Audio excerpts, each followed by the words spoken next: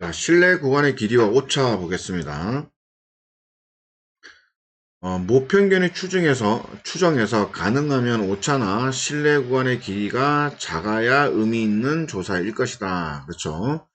이를 위해 다음과 같은 공식으로 표본의 크기를 적절히 조절한다. 라는 거 얘기입니다. 실내 구간의 길이와 오차, 모평균의 실내 구간은 여기서부터 여기까지가 되겠죠. 그러니까 여기서부터 대칭이니까 여기 2고 마이너스 2면 뭡니까? 2에서 마이너스 2 빼면 4 되죠. 그죠?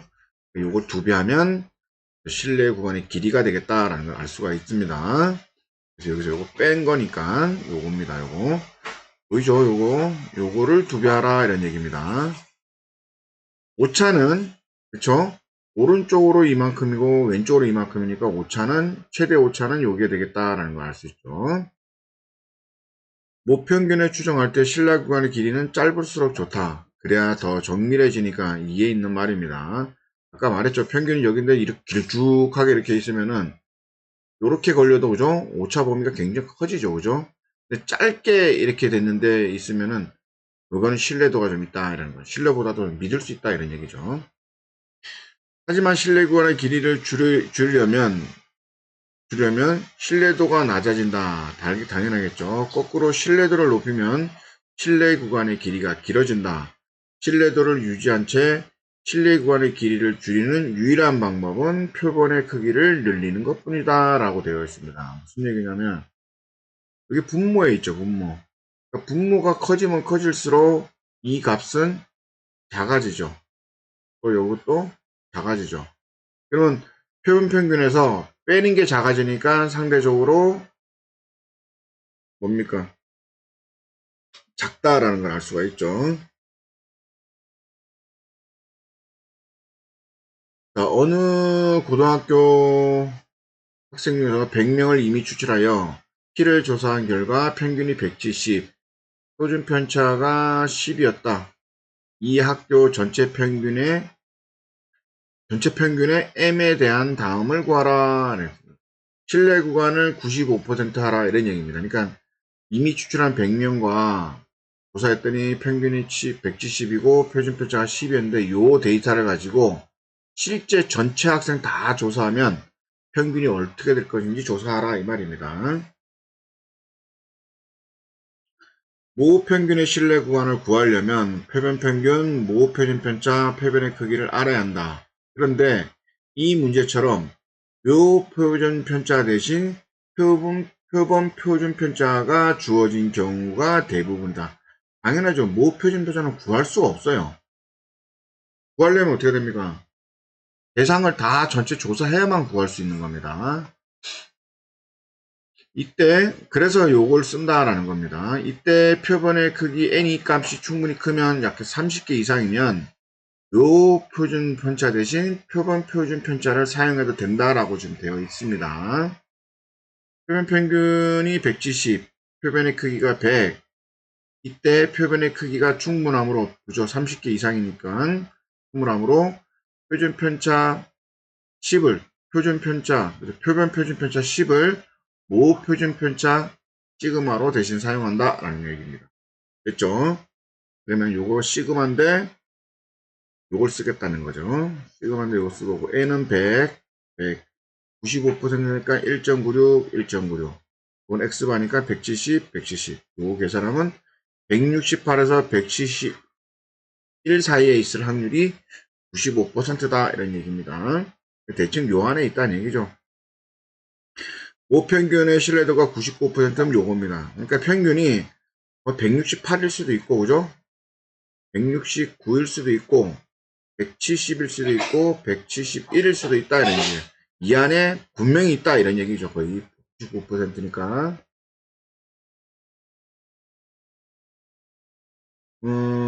모표준 편차 5인 정규 분포를 따르는 모집단의 평균을 신뢰도 95%로 추정할 때 그 실내 구간의 길이를 0.7 이하로 하려면 표본의 크기를 얼마로 해야 됩니까? 그죠? 조절할 수 있는 방법이 이것밖에 없습니다. 얘를 작게 하고 크게 하면 이 전체 값이 작아지고 커지고 하니까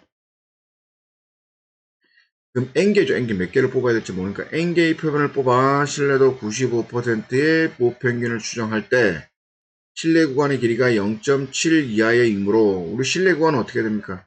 이게 95% 값이고 요게 뭐 표준 편차 값이고 요게 우리 모르는 거 뽑아야 될 거고 그죠? 요거가 몇 배? 2배. 그게 신뢰 구간. 우리 양쪽에서 그래서 이거 뺀값 이게 0.7 이하 요거 계산하면 루트에는 28 이상이니까 n제곱이니까 784 이상입니다. 그럽니다. 모표준표자 10인 정규 분포를 따르는 모집단의 평균을 신뢰도 95%로 할 때 모평균과 표본 평균의 차이를 4 이하로 하려면 표본 크기를 얼마 이상으로 해야 됩니까? 신뢰도 95%로 추정할 때 모평균, 표본 평균이 오차. 오차는 뭡니까? 표준 편차에다가 또 신뢰도 1.9 곱하면 되겠죠. 그러니까 모평균하고 표본 평균, 그러니까 모집단의 평균하고 요 표본의 평균이 있겠죠. 요 x바. 그 다음에 요거는 m. 요거의 차이가 얼마? 4 이상, 4 이하. 그죠? 그럼 오차죠, 오차. 오차라 얘기를 하는 겁니다. 요거를 차이를 오차.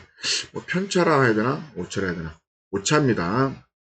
오차는 요 2 뺀 거죠, 2 뺀 거. 4 이하 요 계산하면 24.01. 그러니까 약 25개 정도는 뽑아야 오차가 좀 작아진다 이런 얘기죠.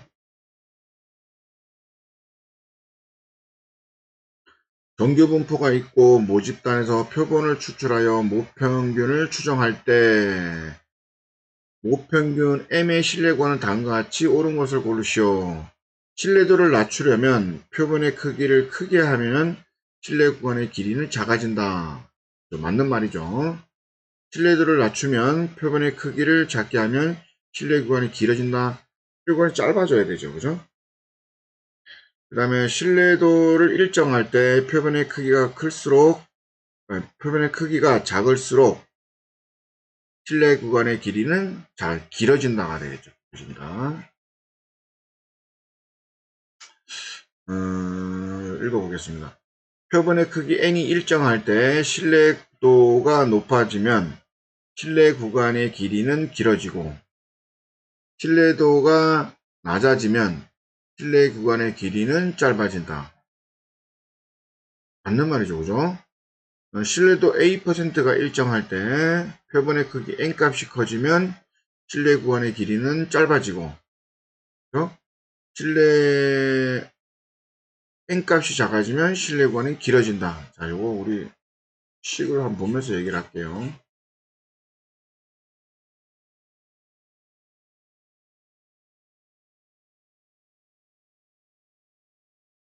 자, 지금 이 값은 다 똑같다 칠게요.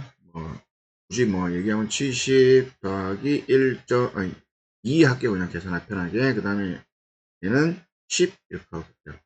그럼 얘를 10일 때는 얼마큼 값이 약분하니까 2 되니까 72가 되죠. 그죠? 근데 이걸 100으로 하면 어떻게 됩니까? 계산하기 쉽게 뭐 할까? 200으로 할까요?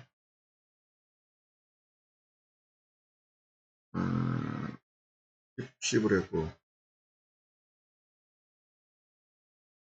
100으로 할게요. 100으로. 100으로 하면 10분의 1이 되죠. 그죠? 그러면 얘는 70 더하기 10분의 1이죠. 10분의 1이니까 나누면 5분의 1.